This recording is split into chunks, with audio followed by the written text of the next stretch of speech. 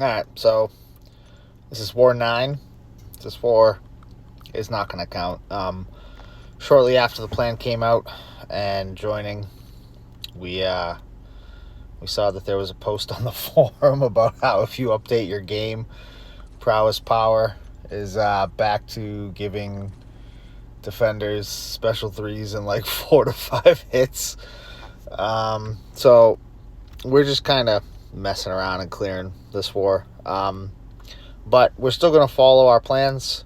People just aren't boosting as much or boosting at all because it's basically an off-season war.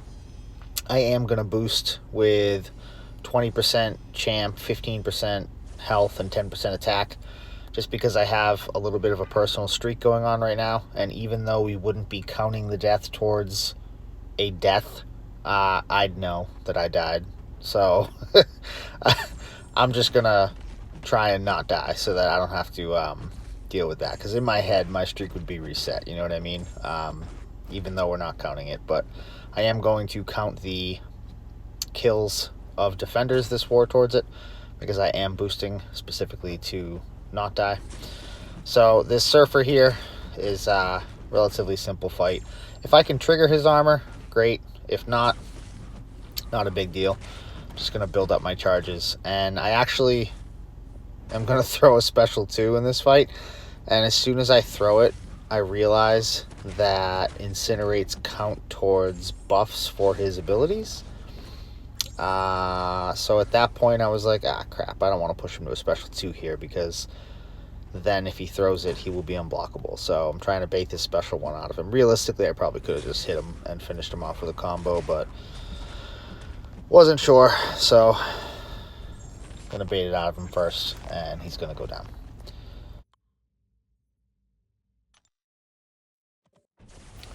And then next up here is this Idoom on 24, taking him with Gallon as well.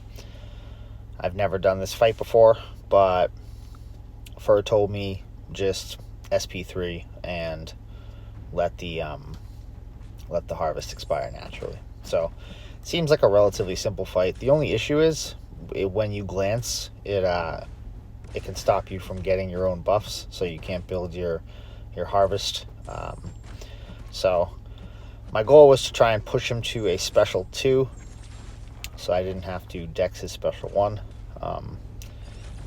I am going to end up having to dex a couple of special 1s, but all in all, it's a relatively easy fight. It just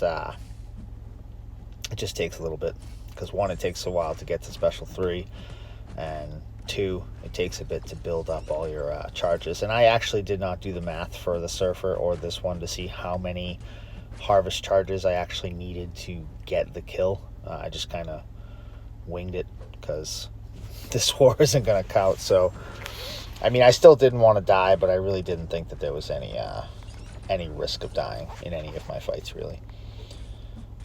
But that's essentially the gist of this one. Work to special 3, throw the special 3, let the harvest expire, and the fight's over. So I'm going to let it play out.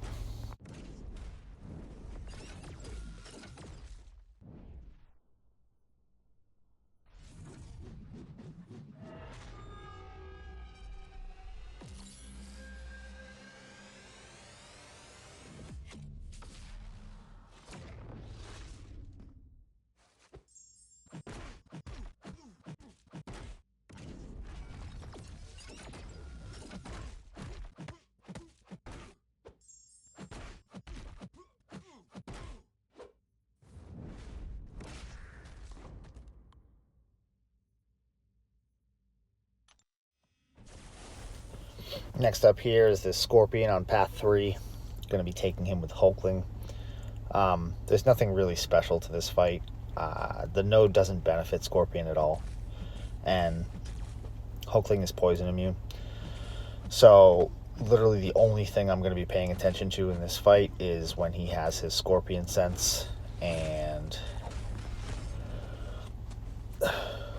trying to not get evaded by him. And that's pretty much the gist of it. I put Poison Suicides on, and I have just a little 150 and 8% Cosmic Boost on, because the fight I'm taking after this is going to be with Hulkling as well. And I put poison suicides on for my Diablo fight in Section 3.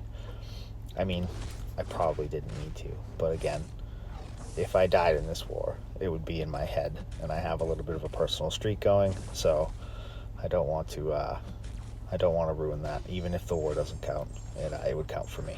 So, gonna make the switch and then do some arena in the next couple days before placement to get the units back. So next up here, I have a future Ant-Man on 46, and I would have prepped for this fight. I wasn't really worried. I just decided I was going to block all of his specials. It is technically a war that doesn't count, and I don't want to die, but again, I really did not think that this guy was going to kill me here. I don't know what his disintegration or that little detonate thing does. I'm assuming that detonate thing is like Icarus's, where if you don't throw a special before it detonates, you take a chunk of damage, and disintegration just seems like it's a damage over time effect, possibly. But basic strat for this one is just block specials, get to special 2, and GG's. So I'm gonna let this one finish out, and I'll come back.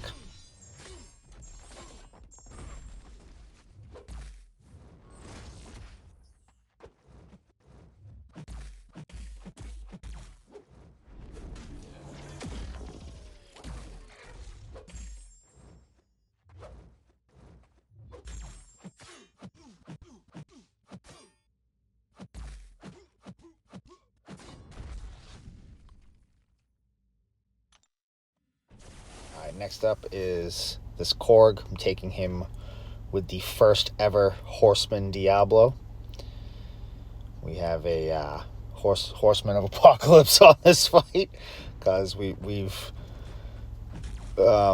sunk into chaos in BG1 at this point. People are just taking stupid shit and doing stupid shit with stupid shit. So it is kind of fun to just kind of fuck around and enjoy it, though.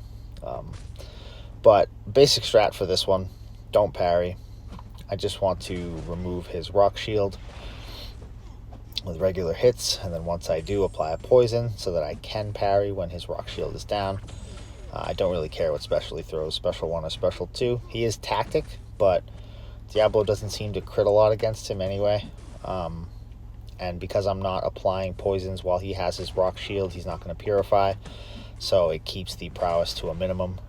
So you don't really have to worry about it too much. And then I'm just basically going to work to my special 3, launch the special 3 when his rock shield is down, and just watch him melt. And that is the gist of this one. Just don't accidentally parry when you're dashing back, and you should be good to go.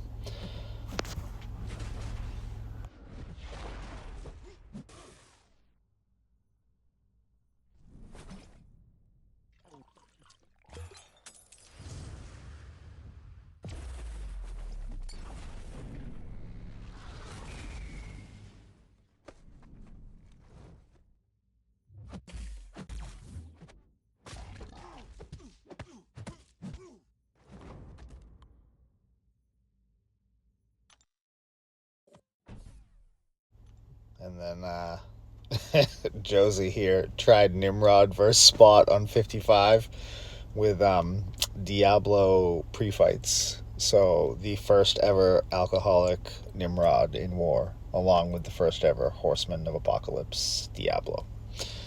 So pretty legendary stuff we're cooking up in BG1 over here.